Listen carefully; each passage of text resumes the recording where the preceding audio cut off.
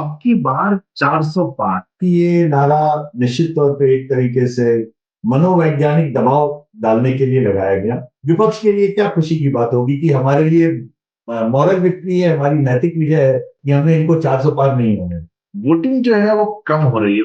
जोश था 2019 में, और ये जोश 2019 में दिखा रहा था कि सरकार को वापस लाना है। ऐसी हेडलाइंस लगी है जैसे कि टर्नआउट गिरना ही मतलब मोदी का सबसे बड़ा फेलियर हो गया। ये भी हो सकता है मोदी के समर्थक ना निकले हों कि यार जीत ही नहीं, क्या करेंगे वोट डाल के। तो उन्होंने वापस जो है धर्म का मुद्दा जो है वो आ गया।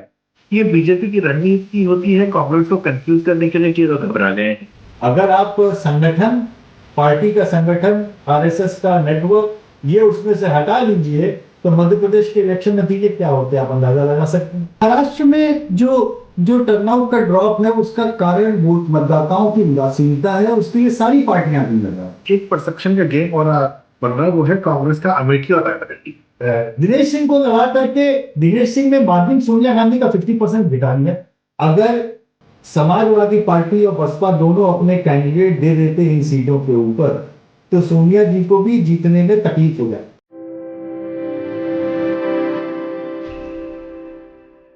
लोकसभा चुनाव का तीसरा चरण जो है आज उसकी वोटिंग हो रही है, और फेयर ऑब्जर्वर हिंदी पर हम लोग आपको जो है लगातार चुनाव के बारे में बात कर रहे हैं।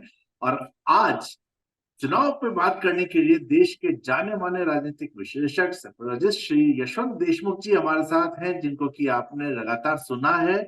और हमने जो है इनके जो प्रिडिक्शंस हैं उनको काफी सटीक होते हुए देखा है। सर, आपका बहुत बहुत स्वागत है। और बहुत सबसे बहुत पहला धन्यवाद। सवाल सबसे पहला सवाल मेरे पूरे देश में आ रहा है कि अब की बार 400 पार, ये नारा आंकड़ों की दृष्टि से व्यावहारिक कितना है? आंकड़ों की दृष्टि के ऊपर इस नारे के विषय में कुछ कहना अभी उचित शायद इसलिए नहीं होगा नवीन, क्योंकि सौभाग्य से या दुर्भाग्य से मैं एग्जिट पोल के आंकड़ों का प्रीव्यू हूँ, इसलिए मैं उस पे वैसे नहीं बोलूंगा। लेकिन हाँ, जब ये नारा दिया गया था मैं उस समय के अपने विचार जरूर बताना चाहूंगा कि जी। जिस दिन प्रधानमंत्री ने संसद में ये बात बोली उस दिन पहली चीज मेरे भी दिमाग में आई कि आखिर प्रधानमंत्री क्या चाहते हैं इस बात को कह करके। तो ये समझ में आया कि ये नारा निश्चित तौर पे एक तरीके से मनोवैज्ञानिक दबाव डालने के लिए लगाया गया। मनोवैज्ञानिक दबाव विपक्ष के ऊपर कि आप जहां पे सोच रहे हैं लड़ाई लड़ाई हम उससे कहीं ऊपर दूसरी तरफ ले जा चुके हैं। तो सवाल इसका नहीं है कि हम सरकार बना रहे हैं कि नहीं बना रहे हैं, सवाल इसका नहीं है कि हम 300 पार कर रहे हैं कि नहीं कर रहे हैं, कि 350 पार कर रहे हैं कि नहीं, सवाल है कि हम 400 पार कर रहे हैं कि नहीं। तो एक ये मनोवैज्ञानिक लड़ाई थी, साइऑफ जिसे कहा जाता है। और मुझे लगता है वो काफी हद तक असर कर भी गया। कारण ये है कि वो दिन है और आज का दिन है, पूरा मीडिया केवल इसी पे चर्चा कर रहा है कि 400 पार हो रहा है कि नहीं हो रहा है। उस दिन से आज तक मैंने मीडिया में एक भी सवाल, एक भी प्रश्न, एक भी शो, एक भी हेडलाइन ये नहीं देखी है कि 300 पार हो रहा है कि नहीं हो रहा है। तो स्वाभाविक सी बात है उस रणनीति में वो सफल हुए हैं। और चूंकि नैरेटिव अब 400 का है, 300 का नहीं है। और सवाल यह है कि 400 पार नहीं हुआ तो भी क्या बिगड़ जाएगा। मेरा मेरा जी। मेरा मेरा प्रश्न ये है कि अगर आप ये पूछें कि 4 तारीख को 400 पार नहीं होता है, 300 पार हो जाता है, सरकार तो उनकी बन रही है, अगर 300 पार में है तो वो उसमें भी खुश है, क्या होगा लोग कहेंगे। विपक्ष के लिए क्या खुशी की बात होगी कि हमारे लिए मॉरल विक्ट्री है, हमारी नैतिक विजय है कि हमने इनको 400 पार नहीं होने दिया। अब अगर आप इसको इसमें खुश होने के लिए विपक्ष के लिए बहुत कुछ देखते हैं तो अच्छी बात है। अदरवाइज नहीं है तो फिर मतलब उसमें उसके कोई मायने नहीं है। सर जो जीता हुई सिकंदर सरकार जिसकी बन गई बन गई। तो मुझे लगता है कि ये मनोवैज्ञानिक खेल बहुत अच्छा था। उन्होंने एक तरह से नैरेटिव को, उन्होंने पूरा बहस को, नैरेटिव को, सारी चीजों को एक अलग ही दिशा में उन्होंने समेट दिया। और ये भी है कि विपक्ष भी कहीं ना कहीं एक तरह से कहें हड़बड़ा सा गया, क्योंकि मैं अभी योगेंद्र यादव जी का उस दिन एक सुन रहा था, पढ़ रहा था कि उत्तर प्रदेश में 50 तक सीट देंगे, ये कर देंगे, वो कर देंगे। और मतलब योगेंद्र जी कांग्रेस के नेता हैं, हालांकि वो मानते नहीं हैं। वो कहते हैं कि मैं विपक्ष का नेता हूं, वो कांग्रेस से। लेकिन चूंकि राहुल गांधी जी के साथ में सारी यात्रा और सारी चीजों में वो साथ ही साथ हैं, तो मेरा मानना है कि वो कांग्रेस के अब वरिष्ठ नेता हैं। और उनकी आकलन में जब मैं देखता हूं कि उनका गेम प्लान सारा ये समेटा हुआ है कि किसी तरह से भाजपा को 250 पे रोकने में हम कामयाब हो जाएंगे। हाँ। भाजपा को अगर 250 पे आप रोकने में कामयाब हो जा रहे हैं, इसका मतलब ये नहीं है कि एनडीए 272 क्रॉस नहीं कर रहा। मैं योगी जी की बात कर रहा हूँ, मैं जी जी। उनके उस पे आकलन पे। और अगर 272 उनका भी है तो कुल जमा आपका गेम प्लान केवल ये है कि विपक्ष के नंबर तब खुलते हैं जब बीजेपी का आकलन 272 के नीचे होता है। और चूंकि बीजेपी फिर अलायंस पार्टनर की बैसाखियों पे होगी, तो खेल खुल जाएगा, खेला हो सकता है। देखिए नवीन, जब आपका एम ही इतना लो हो, जब हम्म। आपका सारा गणित इस पे हो कि हम 250 पे बीजेपी को रोक देंगे, 250 तो मन के मतलब गुलछर्रे बिल्कुल फूटने की, लबालब उठने की बात है कि भाई मेरा मन हर्षोल्लास से बिल्कुल फटा जा रहा है कि हमने भाजपा को 250 पे रोक दिया। ये विपक्ष के वो रणनीतिकार जो कि चुनाव चुनाव विज्ञान समझते हैं, अपने पिछले जन्म में, जन्म नहीं करना चाहिए, पिछले अवतार में सिफोलॉजिस्ट भी रह जी चुके हैं। तो अगर वो 250 पहुंच रहे, इसका मतलब वो उनकी असली गणित जो है 272 से नीचे रोकने की है। कुल जमा इतनी कवायद है। मतलब आप ये देखिए कि एक तरफ बंदा जो है वो 400 पार का हुंकारा दे रहा है, दूसरी तरफ विपक्ष के सारे आंकड़े गणित जो है 250 पे कैसे रोक दें इस पे लगे हुए हैं।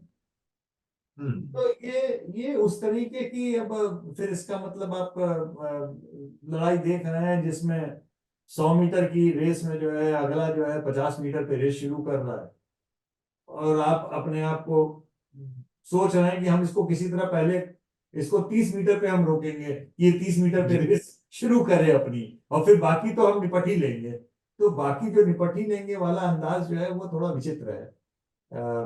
ऐसा जी। नहीं है, अगर आप बोलेंगे कि क्या हमारे ट्रैकर्स में जो चुनाव के पहले आए उसमें क्या कोई भाजपा के लिए समस्या नहीं थी, या कोई कठिनाई के संकेत नहीं थे? तमाम संकेत थे। और लेकिन क्या विपक्ष उन पे काम कर पाया? सवाल ये। जी। लेकिन इसमें एक बहुत बड़ा फैक्टर है वोटर। और इस बार जो है वोटर उदासीन दिख रहा है, नाराज तो नहीं कहूंगा उसको, लेकिन उदासीन दिख रहा है। वोटिंग जो है वो कम हो रही है। जोश था 2019 में, और ये जोश 2019 में दिखा रहा था कि सरकार को वापस लाना है ज्यादा सीटों सर। हमने उसको मार्जिन में भी देखा, हर सीट पे मार्जिन बीजेपी का बहुत ज्यादा बढ़ा था। लेकिन इस बार वो कहीं ना कहीं कमी है, तो वो उदासीनता की कोई खास वजह आपको नजर आ रही देखिए ये अगेन, जैसे भारत के चुनाव के तमाम परिप्रेक्ष्य हैं जो अंधे के हाथी की तरह से हम लोग सब बयान करते हैं, ये वोटर टर्नआउट भी उसी तरीके की स्थिति कि ये क्यों कम हो गया। अच्छा, कम हुआ भी तो कितना कम हुआ? अब हमारे परम मित्र अतुल जी से अगर आप इस पे एक बयान करवा दें किसी भी अंग्रेजदा पश्चिमी सोच वाले व्यक्ति के साथ में कि भारत का टर्नआउट वर्सेस सारे विकसित लोकतंत्रों का टर्नआउट, तो वो ज्यादा है। बेहतर बताएंगे कि हमारे यहाँ का सबसे घटिया टर्नआउट भी तमाम पश्चिमी लोकतांत्रिक मुल्कों के बेहतरीन से बेहतरीन टर्नआउट से बेहतर होता है। पहली हम्म। बात तो ये, ठीक जी है ना? हम लोग 65% टर्नआउट के ऊपर इतने अपोलोजेटिक है नवीन जी, कि लग रहा है कि हमारा तो लोकतंत्र रसातल में चला गया। 65% पे जी। आप अंदाजा लगा सकते हैं हम दुखी हैं। ये वैसी ही स्थिति है जब 5% या 6% के ग्रोथ रेट पे हम लोग कहते हैं भारत की इकोनॉमी डूब गई। तो मुझे मुझे लगता है कि पहली चीज तो ये कि हमें परिप्रेक्ष्य सही रखना चाहिए, कंटेक्स्ट सही होना चाहिए कि हमारे जो 4% के ड्रॉप के बाद का भी जो टर्नआउट है, वो टर्नआउट वो ऑलमोस्ट 100 करोड़ लोगों के टर्नआउट के बराबर है, मतलब टर्नआउट के परिप्रेक्ष्य में है। और उसमें अगर 4% टर्नआउट ऊपर नीचे हमारा होता भी है, तो भी जो लोग निकल के सामने जाएंगे करने के लिए वोट, वो 60 करोड़ के तो ऊपर ही होंगे अंत में, जी। चाहे कितनी भी दिमाग लगा लिया जाए। और हाँ। इतनी बड़ी तादाद में 60 करोड़ जो लोग वोट डालने जा रहे हैं नवीन जी, वो वोट पूरी दुनिया के सारे लोकतांत्रिक देशों की बाकी जितने भी हैं उन सारी सबकी पॉपुलेशन भी जोड़ दी जाए उससे ज्यादा ही निकलेंगे। और बॉटम ऑफ द पिरामिड यानी जिसे हम लोग कहते हैं, जो हमारे यहाँ का ग्रामीण वोटर है, ग्रामीण मतदाता है, वो हमेशा लोकतंत्र के लिए ज्यादा सजग प्रहरी रहा है। जो ये उदासीनता दरअसल दिखती है, ये हमारे यहाँ पे ड्रॉप इन टर्नआउट अक्सर एनकाउंटर होता है अर्बन वोटर्स के बीच में, जी जो शहरी अंग्रेजदा मतदाता हैं हमारे यहाँ के। अच्छा, पता नहीं क्यों ज्यादातर अपने यहाँ के भारतीय शहरों में दक्षिण जो हिस्सा है, साउथ दिल्ली, साउथ बॉम्बे, हम कहते हैं कि वो पता नहीं क्या है चक्कर की वहीं पर सबसे ज्यादा टर्नआउट की समस्या होती है। अब बनारस में तो हमारे यहाँ दक्षिण लग गए वाले का अंदाजा मतलब कुछ और ही माना जाता है कि, कि ये दक्षिण लग गए हैं। अब उसका अर्थ बहुत अलग है, बताना उचित नहीं होगा यहाँ पे, लेकिन ये पता नहीं क्या शहरों की भी दक्षिणी जो शहर के हिस्से हैं वहां पे टर्नआउट की समस्या है। लेकिन ये दक्षिणी शहर के जो हिस्से हैं नवीन, ना ये हमारे यहाँ के लोकतंत्र की नींव भी नहीं है। हमारा लोकतंत्र शहर के इन दक्षिणी इलाकों से चल भी नहीं रहा। जी। हमारा लोकतंत्र जब शहर जब 100 किलोमीटर पे खत्म हो जाता है वहां से शुरू होता है। तो हम्म, तो एक तो अंदाजा उसका रखना हमें बहुत जरूरी है, क्योंकि परिप्रेक्ष्य ऐसा है। मैं देख रहा हूं क्योंकि बहुत सारी हेडलाइन, मैं जितने विदेशी मीडिया की हेडलाइन पढ़ता हूं, सब जगह पे grim drop in turnout, as the turnout drops, as the turnout goes south, मतलब ऐसी हेडलाइंस लगी हैं जैसे कि टर्नआउट गिरना ही मतलब मोदी का सबसे बड़ा फेलियर हो गया है। जी। अब उसमें ये कोई नहीं पूछ रहा है कि भाई ये टर्नआउट, ये आपको किस अंतर्यामी ने बताया कि मोदी के समर्थकों का गिरा है? हम्म, ये कहीं से आपको पता लग रहा है क्या कि ये टर्नआउट जो गिरा इसलिए है क्योंकि मोदी के समर्थक नहीं निकले? ये भी तो हो सकता है कि अपोजिशन के समर्थक ना निकले हों कि भाई हम जीत नहीं रहे, क्या करेंगे, घर बैठे। ये भी हो सकता है मोदी के समर्थक ना निकले हों कि यार जीत ही नहीं है, क्या करेंगे वोट डाल के। ये भी हो सकता है दोनों का मिला जुला स्वरूप हो। जी गर्मी बहाना होता है नवीन। देखिए, हम और आप, हमारे जैसे जो मतदाता है ना, जो थोड़ी बहुत मध्यम वर्गीय वो चेतना को प्राप्त कर चुके हैं, घर में बैठ करके ज्ञान देना हम सबको आता है, लेकिन थोड़ी सी भी गर्मी ज्यादा होती है तो हम तो रिश्तेदारों के घर न जाने के बहाने रोने लगते हैं। बाकी मारिए गोली, वोटिंग तो बहुत दूर की बात है कि थोड़ा सा अगर शाम को जी चलेंगे, नहीं जा पाए या बोल दो तबीयत थोड़ी ढीली है, आज गर्मी खा गए हैं थोड़ा सा। तो अब जब मन की स्थिति ये हो कि हमारा कैंडिडेट हारने ही वाला है या हमारा कैंडिडेट जीतने ही वाला है, मन में ये दुविधा, हमारे जाए ना जाए हमको क्या फर्क पड़ता है, ऐसे में थोड़ी सी गर्मी ज्यादा हो गई तो घर बैठने में हमारे आपके जैसे शहरी मध्यम वर्ग के लोगों को कितना समय लगता है, सोचिए ना। हम झूठ नहीं बोलेंगे, सारे दर्शकों को कहेंगे आपके कि दिल पे एक बार हाथ रख के बोले कि क्या ये आलस हमारे आपके अंदर भी नहीं है, क्या है कि नहीं? हम्म, ये सोचने की बात है। तो गर्मी जी बहाना होती है। बहाने के कारण दो हो जाते हैं, या तो कैंडिडेट हमारा जीत रहा है या हार रहा है, और हमको ये लगता है कि हमारे जाने का शायद उतना असर नहीं पड़े। ये भी तीसरी इंपॉर्टेंट चीज जो मुझे लगता है अभी तक एनालाइज नहीं हुई उस लिहाज से, मेरा मानना है कि ये वोटर ड्रॉप जो है टर्नआउट का, ये नए वोटर का भी हो सकता है। क्योंकि पिछले कई दशकों के बाद में पहली बार नए मतदाताओं के रजिस्ट्रेशन में कमी आई, जी और वो रजिस्ट्रेशन ही कम हुआ है तो इस नाते उस उदासीनता रजिस्ट्रेशन में दिखी है, तो उदासीनता टर्नआउट में भी दिखी होगी। ये कोरिलेशन करना बहुत कठिन काम नहीं। और वो उदासीनता जो रजिस्ट्रेशन में गिरी है, उसका कोई बहुत बड़ा सामाजिक मनोविज्ञान छानने की जरूरत नहीं है। इस पे लोग पीएचडी तमाम आप करते हुए दिख जाएंगे, लेकिन विशुद्ध देसी अंदाज में आपको बताएं, उसका कारण केवल एक है। हमारी आपकी जनरेशन, हमसे एक पहले पीढ़ी वाली जनरेशन, यानी पिछले 25 साल से जिसने भी राजनीतिक जीवन में बहुत ज्यादा उत्साह पूर्वक हिस्सा लिया है और वोटर आई कार्ड बनवाया है, उसका कारण ये नहीं था कि हमारी राजनीतिक चेतना बहुत विकसित थी। उसका मुख्य कारण यह था कि भारत में आइडेंटिटी कार्ड के नाम पे वोटर आई कार्ड ही चलता था। ठीक है ना? ये इसमें बहुत ज्यादा हर्षोल्लासित होने की जरूरत नहीं है। जी 18 साल होने के बाद में वोटर आई कार्ड बनवा दो, क्योंकि बेटा इसके आगे हर जगह पे ट्रेन रिजर्वेशन से लेकर हर जगह वही चीज चल रही है। तो वोटर आई कार्ड बनवाना ये ऑक्सीजन की पाइपलाइन थी जो हमारे लिए जरूरत थी। अब वो ऑक्सीजन की पाइपलाइन पे हमारी डिपेंडेंसी कम हो गई है, आधार कार्ड हो गया, तमाम और आइडेंटिटी के वो आ गए हैं। अब वोटर आइडेंटिटी कार्ड ये प्राइमरी आइडेंटिटी कार्ड नहीं रहा हमारा, हम्म, आधार जी कार्ड बन चुका है। जब हमारी उसके ऊपर से डिपेंडेंसी खत्म हो गई है तो उसे बनवाना, ये अब ऐसा काम हो गया, हाँ फुर्सत मिलेगी तो बनवा लेंगे, ये उस कैटेगरी में अब जा चुका है नई जनरेशन के लिए। तो जब नई जनरेशन के लिए उस कैटेगरी में जा चुका है, तो नई जनरेशन को ये बोलने की कतई जरूरत नहीं है कि हाय हाय इनकी राजनीतिक चेतना पता नहीं कहाँ चली गई। हमारे ऊपर भी जरूरी नहीं होता, तो शायद हमारी भी चेतना उतनी ही अधमुंदी निगाहों से पड़ी होती, नहीं बताना चाहिए, जरूरत पड़ेगी तो बनवाएंगे। ये बिल्कुल। एक बड़ा कारण हो सकता है वो 3-4% वोटर टर्नआउट के ड्रॉप का, क्योंकि 10% के आसपास नया वोटर हर चुनाव में आता है, ऐड होता है। अगर वो 10% उतना ऐड नहीं हुआ तो वोटर कम हुआ है, और जो ऐड भी हुआ वो उतना ज्यादा अगर एक्साइटेड नहीं है तो हो सकता है वो नहीं गया। एक ये भी कारण। सच्चाई ये है, पूरा हाथी अगर आप दूर से देखना चाहें तो जितने कारण मैं गिना रहा हूं, ये सारे ही कारण थोड़े थोड़े थोड़े थोड़े थोड़े मात्रा में आ गए हैं। अगर एक एक परसेंट भी हर कारण से आप ड्रॉप करें तो 5% का ड्रॉप हो जाता है। मैंने आपको 5 कारण गिनाए। बिल्कुल। जी। लेकिन एक जो आरोप लगातार इसमें लग रहा है कि जो ड्रॉप हुआ, हम सब ये मान रहे हैं कि वोटर जो है वो दोनों तरफ का ही नहीं गया होगा, सामान्य परसेप्शन ये। लेकिन बीजेपी ने जब शुरुआत किया था कैंपेन तो उनके काम की बात की, और जैसे फर्स्ट फेज में वोटिंग 7-8% के करीब ड्रॉप हुई थी, उसके बाद कवर हुई है, तो उन्होंने वापस जो है धर्म का मुद्दा जो है वो आ गया, मुसलमानों का जो डर है वो दिखाना। और मेरे को जहां तक ध्यान आ रहा है, काफी समय से नरेंद्र मोदी खुद सीधे मुसलमानों का भय दिखाने से बचते हैं, पार्टी के बाकी नेता करते हैं। इस बार वो खुल के ही आ गए कि मुसलमानों को ये मिल जाएगा, मंगलसूत्र छीन लिया जाएगा। तो ये जो है कहीं ना कहीं अब यहाँ पर दो, कुछ लोगों का ये कहना है कि ये बीजेपी की रणनीति होती है कांग्रेस को कंफ्यूज करने के लिए कि ये लोग घबरा गए हैं, और दूसरा है कि नहीं ये वाकई घबरा गए हैं।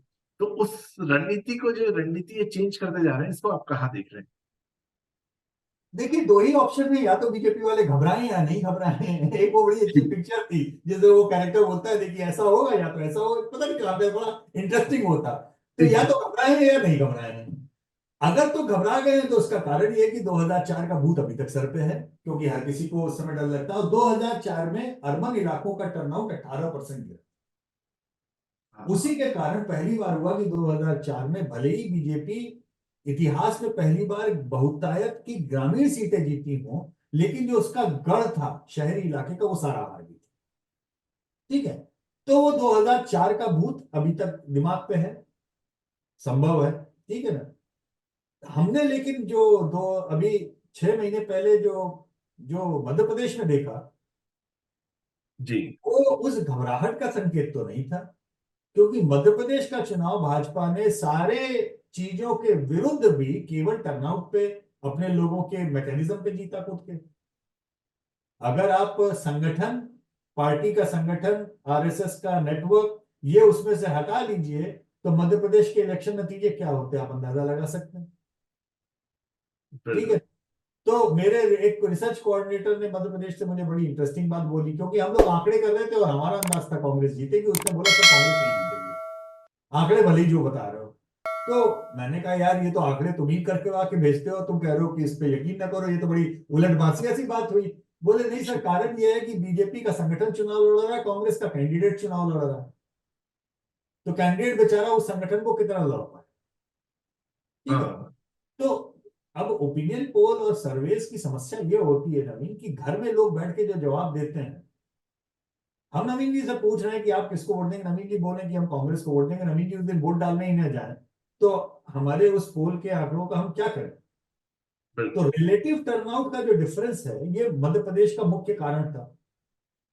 भाजपा ने 10 में से 9 आदमी निकाल लिए, कांग्रेस 10 में से 6 निकाल पाई।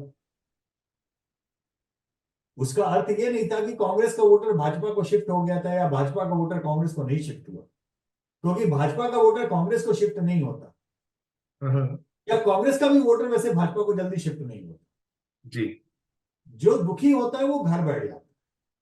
भाजपा का वोटर जब बहुत नाराज होता है, परेशान होता है, हैरान होता है, तो घर बैठ जाता है। घर बैठ जाता है तो जाइए हम आपसे नाराज हैं, हम घर बैठेंगे, हम वोट ही डालने नहीं जाएंगे, लेकिन हम कांग्रेस को नहीं देंगे। तो ये जो रिलेटिव टर्नआउट का डिफरेंस है ये मध्य प्रदेश का मुख्य कारक था। आप इसको ऐसे समझिए। ठीक है। तो अगर तो भाजपा हैरान परेशान है, तो मध्य प्रदेश के नतीजे नहीं आते। मध्य प्रदेश तो जैसे उन्होंने अपने इंजन को रवा करते हैं ना कि भाई सब तेल वेल डाल करके चमका करके जहां पहुंच के तैयार कर दिया कि देखिए साहब, हम हारी हुई बाजी भी केवल हम अपने ऑर्गेनाइजेशन से जीत सकते हैं। जी ये हमारी वैसी गाड़ी है जो कहीं ना कहीं इलॉन मस्क साहब की ऑटोमेटेड ड्राइव गाड़ी को भी चैलेंज करती है, क्योंकि हमारे इसमें हमारी आदत है कि जो ड्राइवर पे हम बैठालते हैं इंसान को, उसके हाथ भाग देते हैं, उसके हाथ में स्टीयरिंग नहीं होती। तो गाड़ी भले ही भाजपा की हो, इंजन जी। भले ही कार्यकर्ताओं का हो, स्टीयरिंग का रिमोट कंट्रोल जो है कार्यकर्ताओं का, वो संघ के पास होता है। तो ये इलॉन मस्क की गाड़ी से ज्यादा बेहतरीन गाड़ी है ऑटोमेशन पे जो चलती है। और 2004 की वो गाड़ी क्रैश इसलिए हुई थी कि भाजपा का जो नेतृत्व 2004 का था, वो पूरी ताकत लगाया था कि स्टीयरिंग हम घुमाए, स्टीयरिंग घूमने के लिए तैयारी नहीं थी, क्योंकि अंदर से जो है वायरस आ गया था। स्टीयरिंग ने बोल दिया हम घूमेंगे ही नहीं, बहुत तुम्हारा दिमाग खराब है तो खुद ही घुमा के देख लो अब। तो ये ऑटोमेशन की गाड़ी है। इस ऑटोमेशन की गाड़ी में जब टर्नआउट गिरेगा अमीन, तो आप ये मान के चलिए कि ये पुरानी थ्योरी है। टर्नआउट बढ़ने पे कहते हैं क्या है कि एंटी इनकम्बेंसी होता था, वैसा भी कुछ नहीं है। टर्नआउट जी घटने पे कोई प्रो इनकम्बेंसी हो, ऐसा भी नहीं। लेकिन पुरानी थ्योरी ये जरूर कहती है कि अक्सर कम टर्नआउट होने पे जो कैडर बेस्ड पार्टियां रही हैं ऐतिहासिक, उनको लाभ हुआ है। मसलन जैसे केरल में 7% टर्नआउट गिरा। केरल में हम लोग ने कांग्रेस की स्वीप की भविष्यवाणी की थी प्री पोल में। अब 7% वहां पे टर्नआउट जब गिरा है, तो केरल में कैडर बेस्ड पार्टी सीपीएम है।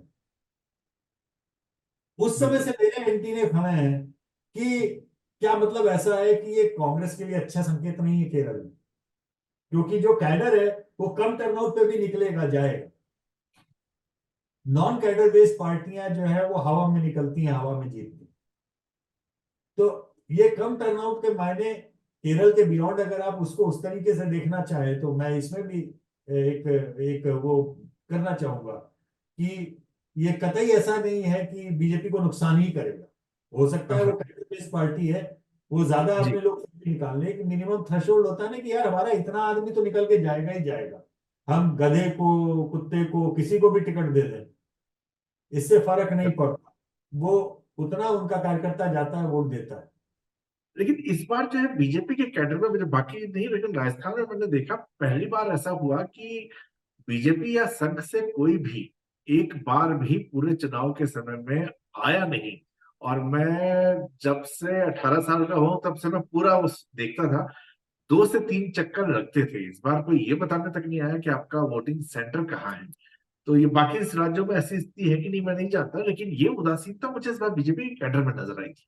ये उदासीनता कई जगह से रिपोर्टेड है और खासतौर पे शहरों में ज्यादा। आपका लोकसभा क्षेत्र क्या है ये बताएंगे आप? जयपुर शहर है। आप जयपुर से, हाँ।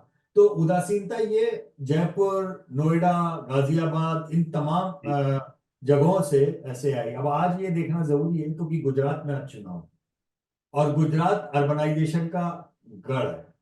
और गुजरात में ऑब्वियस सी बात है कि एक तरफा वोट 2-3 बार से लगातार क्या पड़ ही रहा है, मतलब वो एक अलग विषय है। लेकिन गुजरात का टर्नआउट ऊपर जाना, नहीं जाना, कम जाना, ये दरअसल काफी हद तक ये ऑर्गेनाइजेशन की ही स्ट्रेंथ के ऊपर है। अगर तो आज गुजरात में मैसिवली टर्नआउट ड्रॉप होता है कुछ, जी तो आप जिस ओर इशारा कर रहे हैं कि कुछ ऐसा हुआ है कि या तो ये अति आत्मविश्वास के अंदर आ गए हैं, अति आत्मविश्वास के चलते इनको जरूरत नहीं महसूस हो रही है कि हम पर्ची देने जाएं नहीं जाएं, लोगों को बाहर निकालें या नहीं निकालें। ये एक कारण हो सकता है। जी। जयपुर के केस में मेरा आपसे एक सवाल और होगा, क्या विधानसभा चुनाव के समय में आपके घर में पर्चियां आई थी या नहीं आई? विधानसभा में एक्टिव थे लोग, इसलिए विधानसभा मुझे में लगा एक्टिव थे। जी। तो कि इसका अर्थ ये भी है कि चूंकि अभी अभी आपका विधानसभा चुनाव हुआ था, उन्होंने एक टच बेस अपना बना लिया है, और जो भी संगठन में शायद लोग बैठते हैं वो मार्क कर ही लेते हैं कि कहाँ से लोग जा रहे हैं, कहाँ से नहीं जा रहे हैं। तो हो सकता है कि उन्होंने ज्यादा फोकस उस जगह पे किया हो कि कौन नहीं जा रहा है या जाने कुछ। जी अब एक ये अति आत्मविश्वास का भी लक्षण है, और एक आत्मविश्वास का भी यह लक्षण हो सकता है। देखिए, बड़ी पतली सी लाइन है अति आत्मविश्वास और आत्मविश्वास में। कि हाँ। भाई जहां पे उनको ये लगता है कि इस जगह से हमारा आदमी निकलेगा ही निकलेगा, लेकिन इस बार जयपुर में 6-7 सीटें बड़ी फंस गई थी राजस्थान में। तो बस। कई बार होता है कि आप फोकस जो है उन जगहों पे ज्यादा लगा देते हैं जो आपको लगता है ये तो फंस गया वहां, और बाकी जगहें आपके रडार से थोड़ी बाहर हो जाती हैं। क्योंकि बाकी जगहों पे अब जयपुर में जैसे मार्जिन्स है, अब जयपुर के अगर विधानसभा क्षेत्रों के आप मार्जिन्स देखिए ना, जो पिछले विधानसभा चुनाव में कई बार वो कंफ्यूज हो जाते हैं लोग कि ये लोकसभा के मार्जिन्स है। अरे भाई, हाँ। विधानसभा सीट 1-1 लाख से कौन जीतता है बताइए, तो कुछ तो शर्म कीजिए। मतलब वो वाला हिसाब होता है ना कि कुछ तो हिसाब लगाइए। ऐसा कौन होता है, विधानसभा सीट 1 लाख के ऊपर से कोई जीतता है क्या? ऐसा थोड़ी होता है। तो वो जब मार्जिन्स बहुत ज्यादा होने लगते हैं, तो मार्जिन्स के कारण कई बार उनके दिमाग में ये भी आता है कि भाई हम सारे रिसोर्सेस, सारी ताकत यहां लगाएं, क्या होगा, हम 1 लाख के बजाय 80,000 से जीतेंगे इस विधानसभा क्षेत्र में, मतलब एक वो। लेकिन जहां पे आप फंसा हुआ मामला की हो सकता है हम 20,000 से हार जाए, तो आप जी। उधर की तरफ फोकस करते हैं। ये भी हो सकता है, संभावना मैं कह रहा हूं ऐसा हुआ है, मैं इसकी गारंटी, क्योंकि मेरे पास में कई जब हम पैनल पे थे तो कई मित्र जो गाजियाबाद लोकसभा, आपको पता है नोएडा और गाजियाबाद सारा फिल्म सिटी वहीं पर है, तो सारा लोगों का लोकतंत्र और न्यूज कवरेज का जो सारा पैरामीटर है वो केवल नोएडा सेक्टर 62 के 3 किलोमीटर के आसपास रुका जी। रहता है। तो उसमें भी बहुत सारे लोगों ने कहा कि भाई मुझे पर्ची नहीं मिली, हमारे घर पर्ची आ जाती थी और पर्ची इस बार नहीं आई, देखिए ये तो मामला गड़बड़ है। तो मुझे ये फिर अगला सवाल में पूछा, फिर आप वोट डालने गए कि नहीं? नहीं, वोट तो हम डालने गए। हमने कहा अच्छा। तो आ, वोट तो हम डालने गए, बावजूद इसके कि पर्ची हमारे यहाँ पे नहीं आई। अब ये भी एक फैक्टर है बड़ा इंटरेस्टिंग कि इसको एनालाइज करने की जरूरत है कि जो लोग पर्ची नहीं आई तो भी वोट डालने जाते हैं।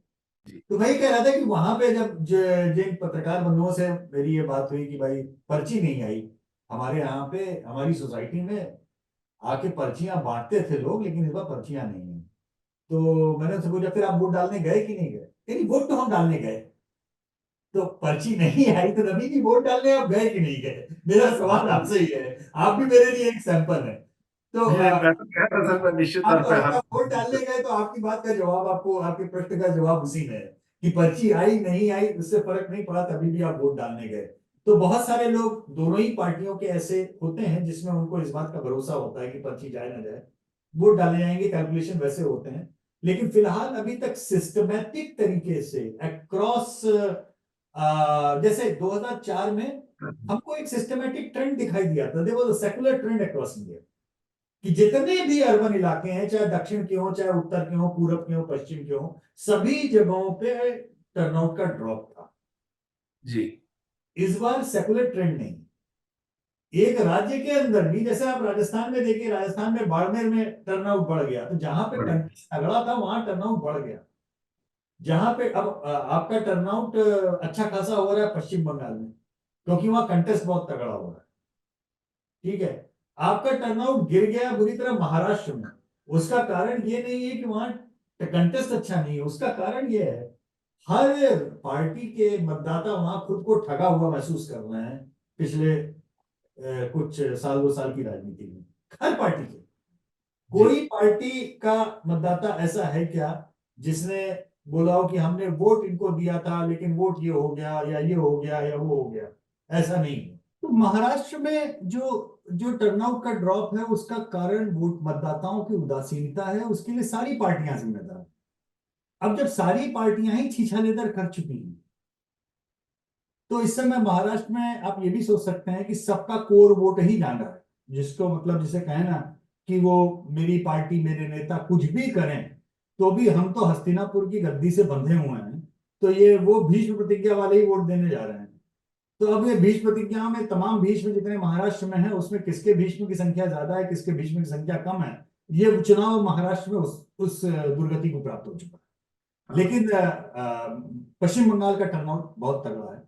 अ, बिहार का टर्नआउट कुछ जगहों का तगड़ा है, कुछ जगहों पे बहुत कम है। तो वो एक इंटरेस्टिंग एलिमेंट है, वो देखना पड़ेगा कि किस तरीके का वहां पे कैंडिडेट्स का असर है।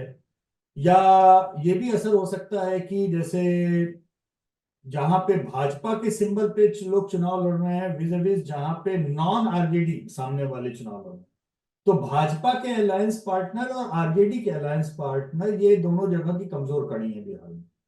जी तो जब उनके लोगों को टिकट मिलता है तो कई बार उत्साह कम हो जाता है उनके समर्थकों का, कि आरजेडी का अगर सीधे सिंबल पे नहीं है कोई तो आरजेडी बहुत एक्साइटेड उसका नहीं है, बीजेपी का सिंबल नहीं है तो बीजेपी का वोटर बहुत उतना उत्साहित नीतीश कुमार के कैंडिडेट के लिए शायद नहीं जितना भाजपा के कैंडिडेट के लिए होता।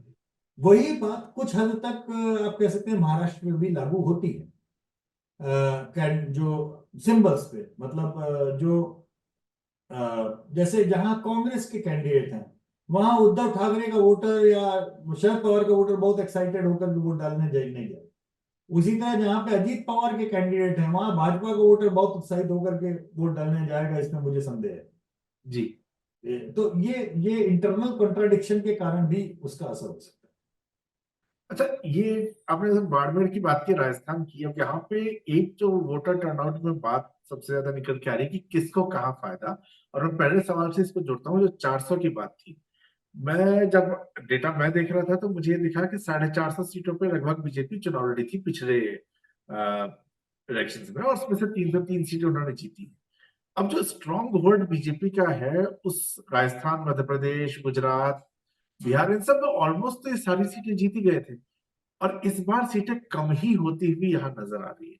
तो बीजेपी गेन कहाँ पे देख रही है? साउथ की वो बात कर रहे हैं क्या, ना मलेशिया जीत जाए, लेकिन साउथ के लोग कह रहे हैं वोट परसेंटेज बढ़ सकता है, जीतेंगे नहीं। तो ये बीजेपी को जो कुछ एक नुकसान होगा इससे राजस्थान में। अगर वर्स्ट बीजेपी बेस्ट परफॉर्म करेगी तो भी मुझे लगता है कि 24 सीटें ही होंगी, 25 नहीं हो रही। बाड़मेर तो वो निश्चित तौर पर हार रहे हैं। तो ये इसी तरीके से कहीं ना कहीं यूपी में भी प्रभाव दिखता है। यूपी में इनफैक्ट दो तरह की बातें आ रही है कि 70 क्रॉस हो जाएगा, कुछ लोग कह रहे हैं कि खुद योगी चाहते हैं कुछ सीटें कम हो जाए। तो ओवरऑल बीजेपी का वोट सीट स्ट्रॉन्ग एरियाज में 8 से 10 15 सीटों तक का कम होता हुआ नजर आता है, चाहे वो गुजरात हो, राजस्थान हो, मध्य प्रदेश हो। तो ऐसे में बढ़ेगा कहाँ पर इनका नंबर? है। नवीन, पहली बात तो अगेन मैं प्रिडिक्टिव साइड पे नहीं जाऊंगा, वो जी। मेरी मजबूरी है, मैं उस पर नहीं जाऊंगा, लेकिन हाँ मैं इतना जरूर कहना चाहूंगा सैचुरेशन परफॉर्मेंस वाला अब बढ़ नहीं सकता और सस्टेन नहीं हो सकता, ये बात 2019 में भी कहा। जी। ठीक है ना? तो सैचुरेशन 2019 की चुनाव ने पहली बात तो ये बात गलत साबित की कि सैचुरेशन इज नॉट सस्टेनेबल। हाँ हाँ। ठीक है ना? अब उसके ऊपर डबल डाउन हम ये कर रहे हैं कि ओके एक बार हो गया, बैक टू बैक दो बार सैचुरेशन सस्टेनेबल नहीं। ऑलराइट। तो ये मुझे लगता है कि शायद अभी हमें इंतजार करना पड़ेगा 4 जून का, क्योंकि जी। बैक टू बैक सैचुरेशन कई सारी पार्टियों के लिए कई सारे राज्यों में हम देख चुके हैं सस्टेनेबल रहा है। हाँ हाँ। अलग नेशनल लेवल पे अलग बात है, लेकिन अगर आप राज्य के लेवल पे जाएं तो आप पाएंगे कि है, और ये लोग डिफाई भी कर रहे हैं उस लॉ को, ये भी उतनी बड़ी सच्चाई है। मध्य प्रदेश में जो अभी जीते ये लोग, मुझे लगता है कि दैट वाज ग्रेविटी डिफाइंग हाँ। 15 साल के बाद में। राइट। तो करेक्ट। अब कई बार ऐसा लगता है कि पुराने जो हमारे समीकरण या पुराने असेसमेंट के हमारे जो तरीके थे हमको थोड़ा सा उन्हें विराम देना पड़ेगा, क्योंकि कई जगहों पे मतदाता अलग तरीके से रिएक्ट कर रहा है और कन्वेंशनल हमारे तरीकों को थोड़ा सा चुनौती भी दे रहा है कि हमको टेकन फॉर ग्रांटेड मत लीजिए कि हम 15 साल बाद हो गए तो इस पार्टी को वोट नहीं देंगे, ऐसा नहीं है, या 5 साल बाद हम रिपीट करेंगे, ऐसा भी नहीं। दोनों ही चीजें हैं। तो डोंट चैलेंज मी। एक चीज तो ये, दूसरी चीज कि कन्वेंशनल एनालिसिस से भी चल के आपने बोला कि 15-20 सीटों का तो नुकसान होता हुआ दिख रहा है, मतलब अगर मानिए मान भी लेते हैं हम उस आर्ग्यूमेंट को, तो ये 15 का 20 का कंपनसेशन कहां से होगा? Then we are talking about कि ग्रीनफील्ड स्टेट्स कहां है, where exactly is BJP likely to gain? तो बीजेपी ने जो दरवाजे खोले हैं गेन के, आप अगर उस पर निगाह डालें, मैं कर्नाटक को काउंट नहीं करता क्योंकि कर्नाटक में जो जेडीएस को वो लाए वो डैमेज कंट्रोल के लिए लाए। पिछली बार वो 25 तक ले गए थे सीटें जीत करके, इस बार 10 भी आनी मुश्किल होती है अगर जेडीएस वाला गेम नहीं करते और वो उस तरह से लड़ाई वापस नहीं आते। तो Karnataka is more of a damage control rather than increasing और सैचुरेशन द सीट, नंबर 1। हाँ, इनके लिए जहां दरवाजे खुल सकते हैं उसमें से सबसे बड़ा दरवाजा इनका तो खुल सकता है एक तो आंध्र प्रदेश में, सिर्फ इसलिए क्योंकि टीडीपी इनके साथ में आ गई, उसमें इनका कोई योगदान नहीं है, लेकिन दरवाजा खुलेगा एनडीए के लिए। 25 सीट का एक ब्लॉक खुला जो कि जीरो था, ठीक है ना। जी एक तो हुआ। उसमें ये लड़ रहे हैं 7 सीटें, 7 में से कितनी जीतेंगे जाने, लेकिन हाँ, 7 में से एक भी जीत सकते हैं, 7 की 7 भी जीत सकते हैं, दोनों संभावना है, बट दरवाजा खुल गया। एंटी इनकम्बेंसी का माहौल प्री पोल सर्वेज में लगातार वहां बताया जा रहा था, टीडीपी का अपरेंट बताया जा रहा था, तो मैं एक कयास लगा रहा हूं कि आंध्र का एक दरवाजा खुला। दूसरा, प्री पोल ट्रैकर्स और सब में एक सभी जगह पे क्लैरिटी के साथ में आया कि बीजेपी का इस समय अपस्विंग हो रहा है उड़ीसा में, और वो ऑलमोस्ट 25 साल की जो वहां की कवायद है जी नवीन बाबू की, जबकि नवीन बाबू बहुत ज्यादा अच्छे खासे पॉपुलर हैं, अब ये कवायद में स्प्लिट वोट है क्या, क्या ऊपर के लेवल पे मोदी और नीचे नवीन बाबू है, ऐसा है क्या, ये देखने की बात होगी, वोट पड़ेंगे तो समझ में आएगा, लेकिन अपस्विंग है, तो एक स्कोप वहां पर है ना। और मैं आपको 5-5 के ब्लॉक्स में गिना रहा हूं, ये कि भाई जी पॉसिबिलिटीज कहाँ कहाँ पे हो सकती हैं, क्योंकि हमने 15 सीट का 20 सीट का एक अंदाजा लगाया, ठीक है। तीसरा ब्लॉक आपका आता है महाराष्ट्र से, केवल इसलिए क्योंकि बीजेपी 29 सीटों पर चुनाव लड़ रही है, number of seats that BJP, तो एनडीए का ब्लॉक भले ही कम हो जाए, लेकिन बीजेपी का ग्राफ महाराष्ट्र में इंडिविजुअली बढ़ सकता है। उन्होंने करीबन अपने लिए 10 सीट खोलने का ऑप्शन खोला है, जस्ट जी बिकॉज कि वो अपने सिंबल पे लड़, जो कि बिहार में नहीं हो रहा। बिहार में नंबर ऑफ सीट्स उतनी ही है जितनी पिछली बार होगा, इसलिए बिहार में बढ़त की गुंजाइश उनके लिए जीरो है, ठीक है ना। फिर चौथा ब्लॉक वेस्ट बंगाल, जिसके बारे में हम कुछ नहीं कह सकते। वेस्ट बंगाल में कम भी हो सकती है, वेस्ट बंगाल में बढ़ भी सकती है तगड़े से, दोनों ही चीजें हो सकती हैं, और वेस्ट बंगाल में पुनर्मुशको भव भी हो सकता है कि वापस जी 2019 की टैली आ जाए। ये तीनों ही संभावनाएं हैं, लेकिन आप अगर एक भाजपा के स्ट्रेटेजिस्ट के नाते सोचें तो वो कहेंगे कि हम हमारे लिए तो बढ़त की गुंजाइश है। तो चौथा ब्लॉक उनके लिए तेलंगाना में, जहां पे बीआरएस बैठ गया है बिल्कुल। तो पहले ये आकलन था कि कांग्रेस बैठ गई है, बीआरएस वर्सेस बीजेपी ये बढ़ रहे थे। पिछले विधानसभा चुनाव में बीजेपी ने अपने को सॉफ्ट किया, कांग्रेस का रिवाइवल हो गया, अब बीआरएस बैठ गई है। तो अब वापस हम उस ओर आ रहे हैं कि क्या अब तेलंगाना कांग्रेस वर्सेस भाजपा का राज्य बनेगा। तो बीआरएस का बैठना, चूंकि बीआरएस का वोटर मुख्यतः एंटी कांग्रेस वोट है जेडीएस की तरह से, तो अब एक इंटरेस्टिंग ऑब्जर्वेशन यहां पे ये भी देखने का होगा अपने को कि क्या भाजपा बीआरएस को खा जाएगी, लेकिन खुलने का रास्ता है वहां पर सीटों के लिहाज से, ऑप्शन, ठीक है। तो ये तो मैंने आपको 4 राज्य ऐसे गिनाए जहां पर इनके लिए एक बड़े बल्क गेन्स की पॉसिबिलिटी हो सकती है, लेकिन अगर बल्क गेन्स को आप मिला भी लें तो आप कन्वेंशनल जो सैचुरेशन में नुकसान की बात कर रहे हैं, आप पाएंगे मिला मिलू के उतना ही हो रहा है, उतना ही हुआ है। ठीक है ना। तो एक तरफ से घटेगा और एक तरफ से बढ़ेगा, तो घूम फिर के क्या उतना ही होगा। तो अब सवाल यहाँ पे केवल इतना है समझने के लिए कि गुड बैड एंड अगली बीजेपी के लिए क्या हो सकता है।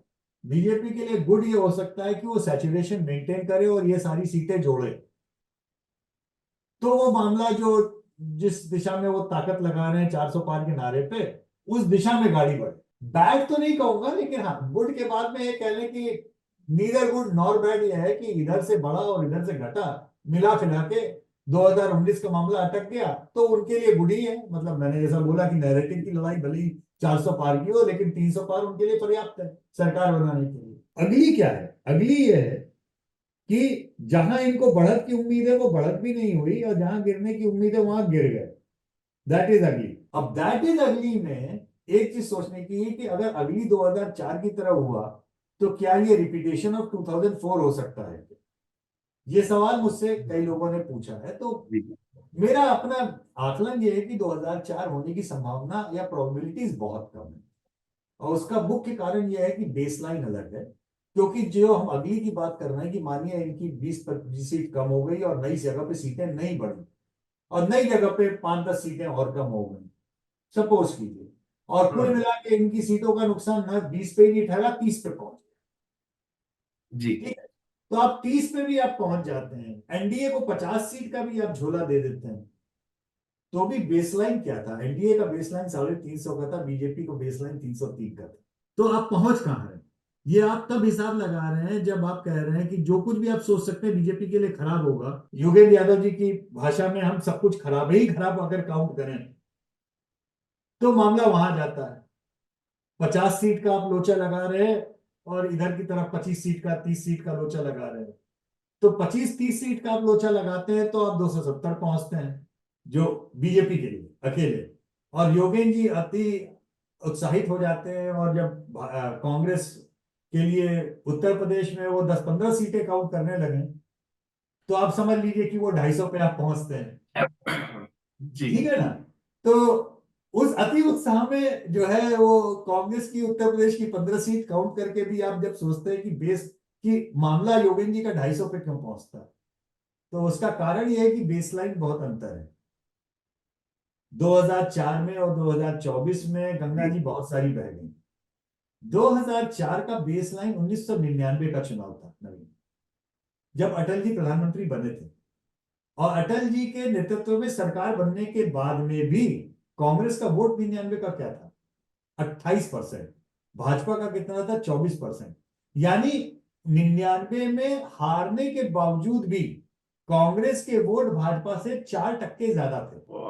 2024 का बेसलाइन क्या है?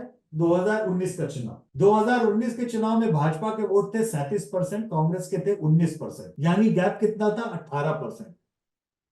+4 से आप -18 पे पहुंचे। यानी 2004 और 2024 के बेसलाइंस में 22% का गैप है। ठीक है ना? 22% का गैप कवर करने के लिए आपको 11% का स्विंग लगाना पड़ेगा उल्टे डायरेक्शन में। ये 11% का स्विंग मैसिव स्विंग होता है नवीन। ये इतना बड़ा स्विंग होता है कि जब वो स्विंग सड़क पे दिखे तो मीडिया, पोलस्टर्स, एनालिस्ट, एंकर्स ये सब देखने लगते हैं। उनको ये एविडेंटली महसूस होता है कि नहीं, ये मैसिव स्विंग है, एंटी इनकम्बेंसी के लोग सड़क पे आ गए हैं, ये उस तरीके का स्विंग है। सवाल ये है, सब्जेक्टिवली स्पीकिंग या ऑब्जेक्टिवली स्पीकिंग, क्या हमको आपको उस तरीके का अभी तक स्विंग के इंडिकेटर्स मिले हैं क्या? नहीं, नहीं मिले। इनफैक्ट जो बीजेपी का सपोर्टर है वो ये कह रहा है कि मैं चाहता हूं बीजेपी की सीट कम हो जाए पर जीते वही। तो पनिशमेंट भी दे दें और जीते वही, तो उसमें वो वाला हिसाब किताब तभी होता है जब 2004 वाला हुआ कि आपका अर्बन 18% टर्नआउट, अगेन स्विंग ना हो, 11% का टर्नआउट का ड्रॉप दिख रहा है। हाँ देखिए, अब आप स्टैटिस्टिकली स्पीकिंग चाहे आप स्विंग की तरह इंड्यूस कीजिए, ड्रॉप इन टर्नआउट की तरह कीजिए। हालांकि 11% के टर्नआउट का ड्रॉप का भी मतलब ये नहीं है कि वोट शेयर उनका 11। भाई अगर आप 22% के गैप पे बैठे हैं नवीन, और आपके मानिए आप मुझसे 20% आगे हैं, मैं बहुत ही आसानी से समझाता हूं, है ना? आप हमसे 20% आगे हैं, जी, आपका 10% वोटर घर बैठ गया, तो आप उससे कितना परसेंट आगे? अभी भी आ गई है। ठीक है ना?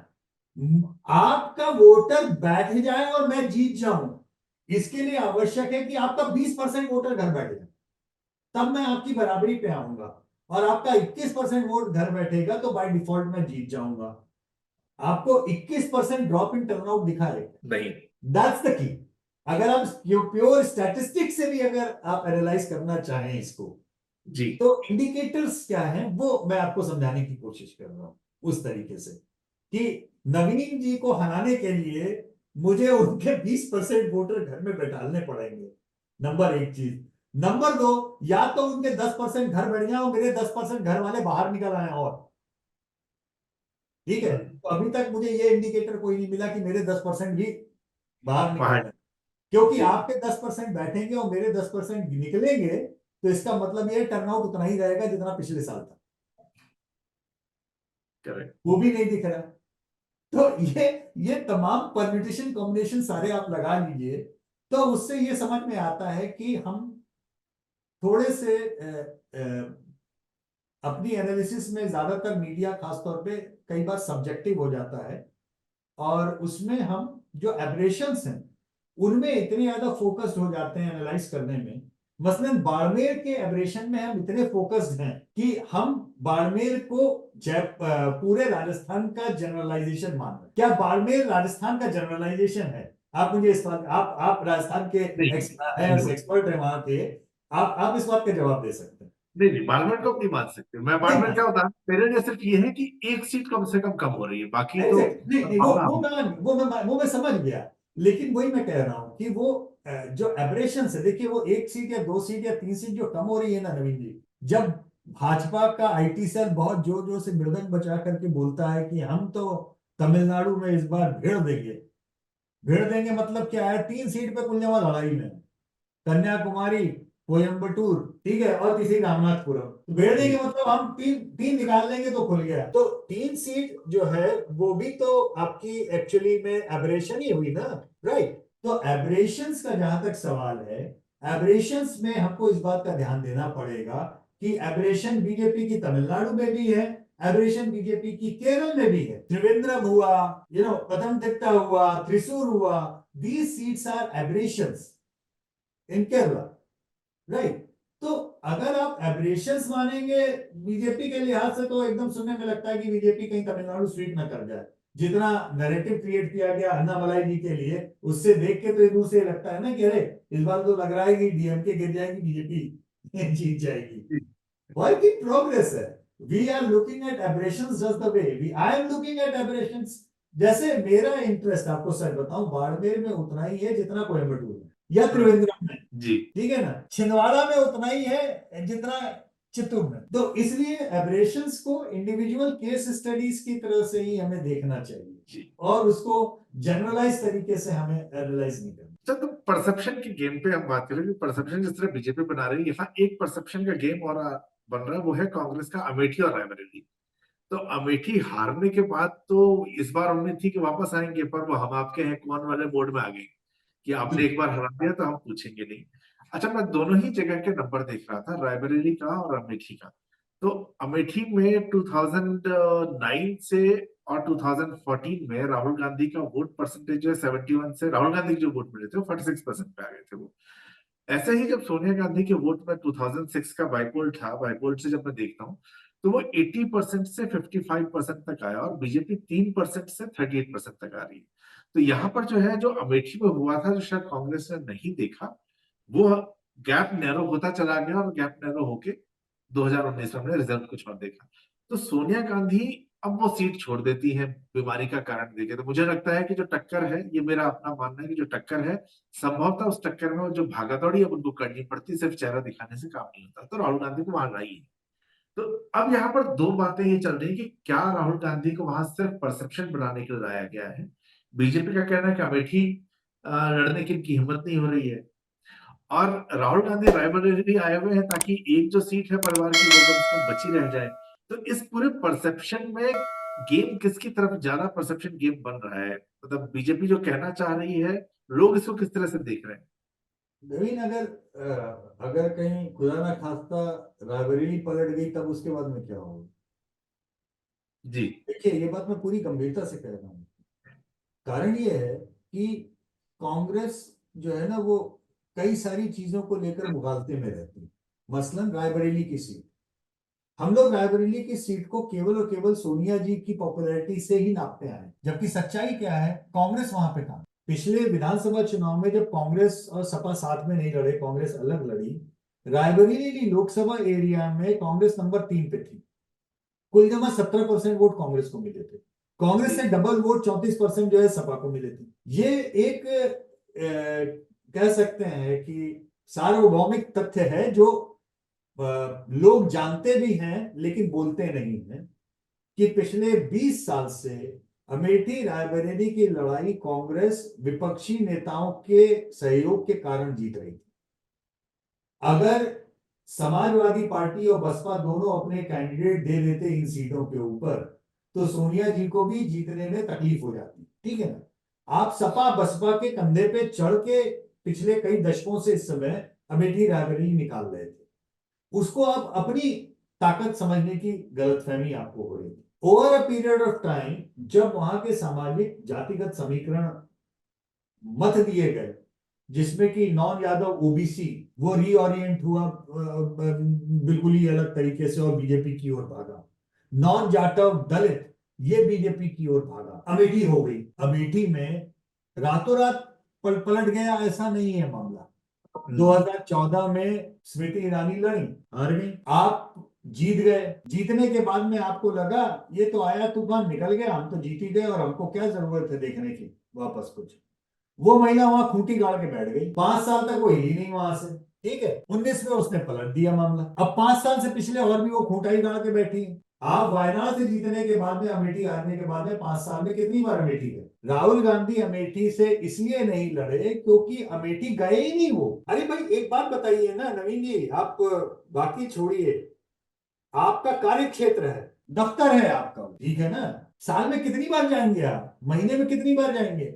आप और हम जैसे अपने दफ्तर अपने डेस्क पे जी। बैठते हैं ना, रोज ड्यूटी बजाते हैं। मैं कहता हूं महीने में एक बार, 3 महीने में चलिए एक बार, 6 महीने में चलिए एक बार, अरे साल में एक बार गए क्या? राहुल जी की पिछले 5 सालों में total number of Amethi visits कितनी रही? मीडिया में कोई इसकी स्टोरी नहीं कर रहा। मैंने तो इस बात को बोला, इस बात को कि भाई आप बाकी चीजें छोड़ दीजिए। मुझे कतई आश्चर्य नहीं होगा कि अगर कोई केवल ये आंकड़े निकाले कि पिछले 2014 से 2024 के बीच में, जब से वो अमेठी में सब पॉलिटिक्स करने गई है स्मृति ईरानी, वो जितनी बार अमेठी के चक्कर लगाई है वो संख्या जो है वो पिछले 60 सालों में गांधी परिवार के सारे सदस्य भी मिलकर जितनी बार गए हैं उससे ज्यादा। अगर आप भाजपा को पसंद करें न करें, स्मृति ईरानी को बिल्कुल ना पसंद करें, ये सब बातें अपनी जगह पे हैं, लेकिन अगर आप राजनीति की थोड़ी सी भी समझ रखते हैं तो इस आंकड़े के ऊपर आप क्या अंदाजा लगाएंगे? ठीक है, बिल्कुल।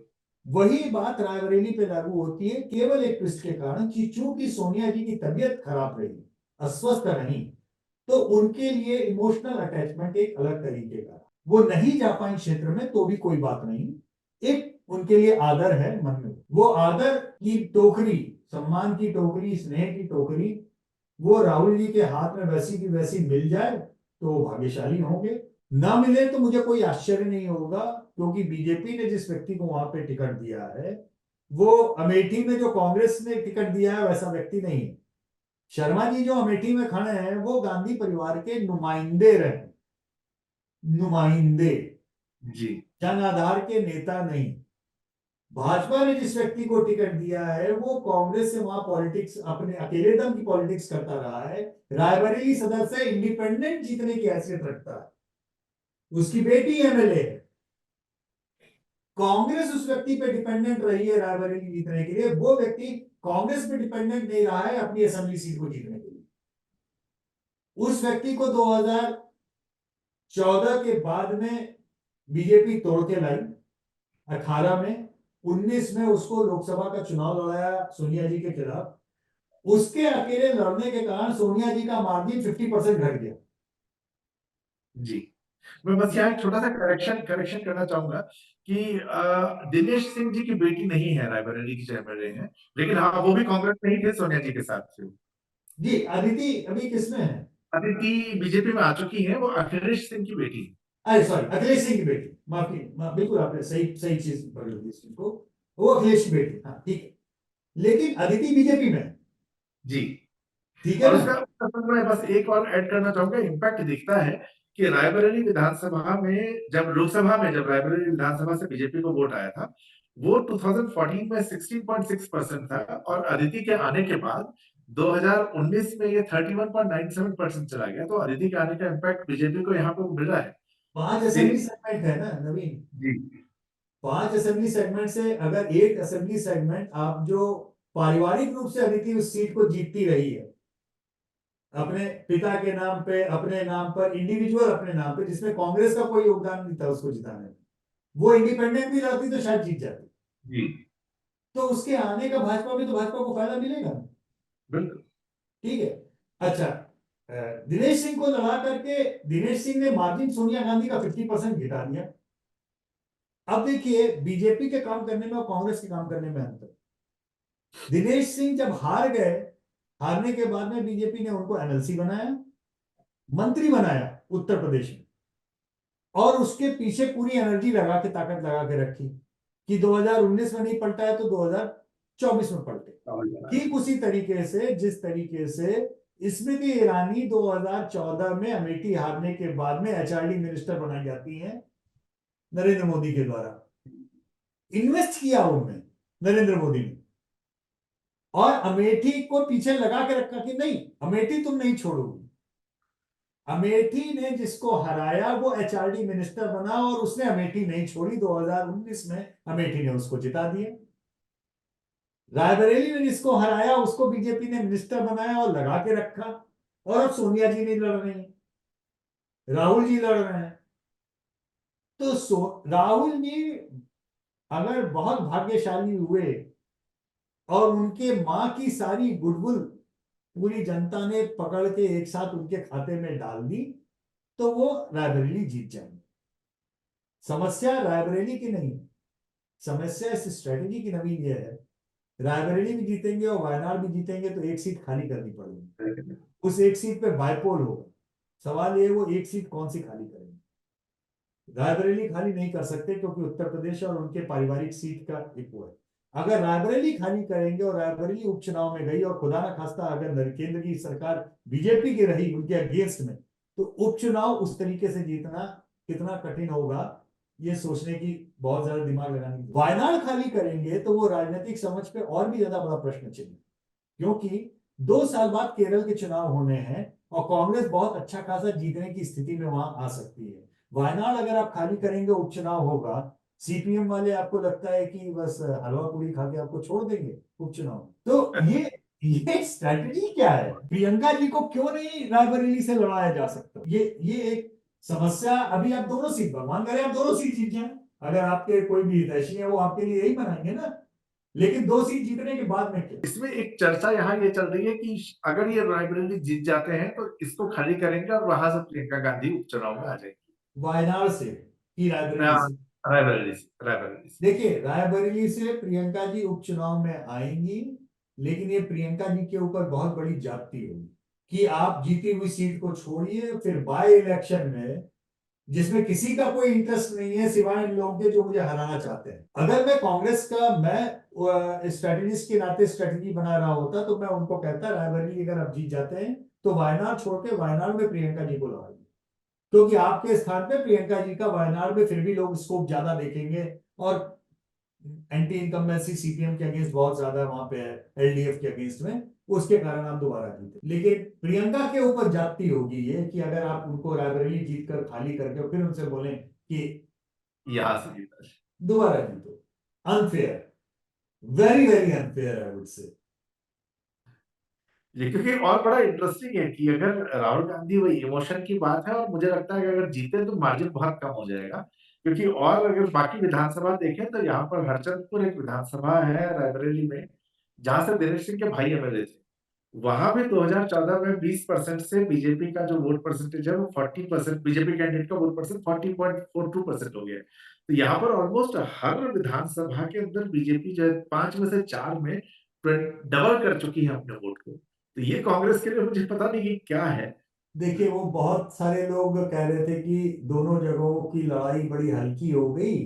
क्यों? क्योंकि बीजेपी और कांग्रेस दोनों ने अलग अलग जगहों पे लाइट वेट कैंडिडेट दे दिए। और मैं यही समझाने की कोशिश कर रहा हूं कि कृपया शर्मा जी को और दिनेश सिंह को आपस में कंपेयर मत कीजिए।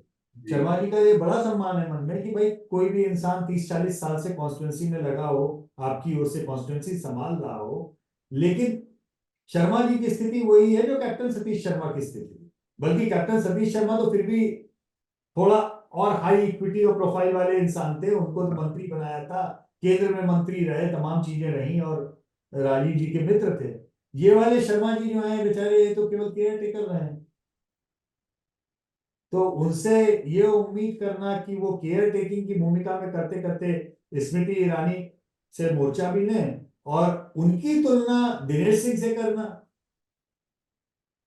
वो दिनेश सिंह जिसने 2019 के चुनाव में सोनिया जी का मार्जिन आधा कर दिया, जो अभी मंत्री है, एमएलसी है, जिसके एक क्षेत्र में जो है भाई एमएलए है, दूसरे क्षेत्र की एमएलए बीजेपी के ऊपर अदिति सिंह हार चुकी है।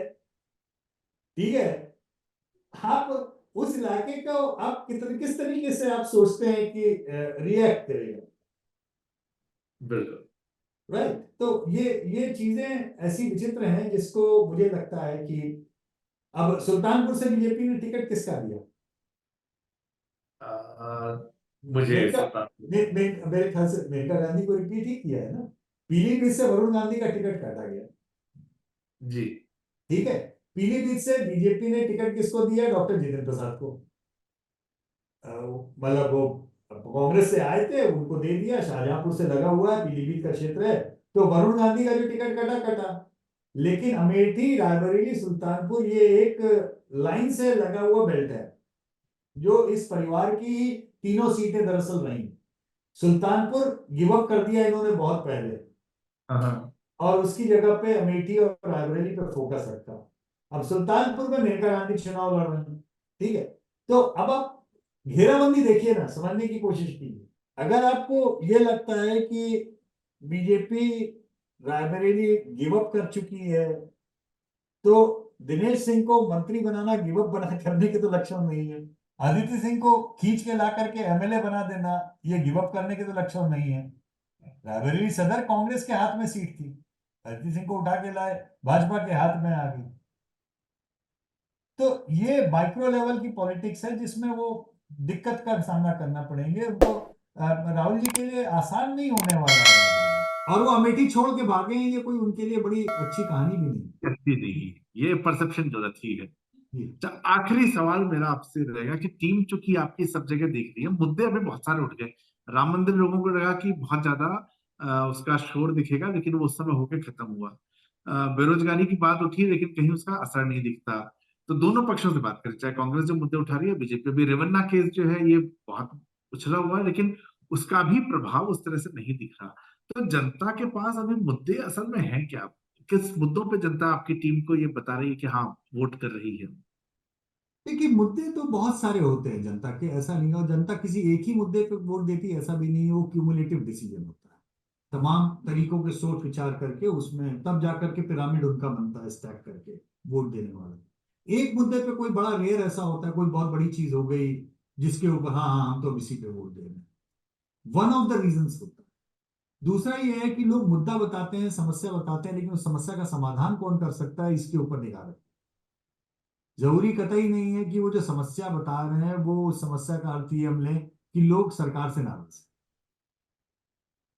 तो एक ये भी है ना, हमारी आपकी समस्या एक अमुक समस्या है, लेकिन 5 साल में वो कम भी हो सकती है, या नई सॉल्यूशन निकला तभी भी हमें मानना है कि अगला इसका सॉल्यूशन नहीं दे सकता, जो है वही दे सकता है या नहीं दे सकता है।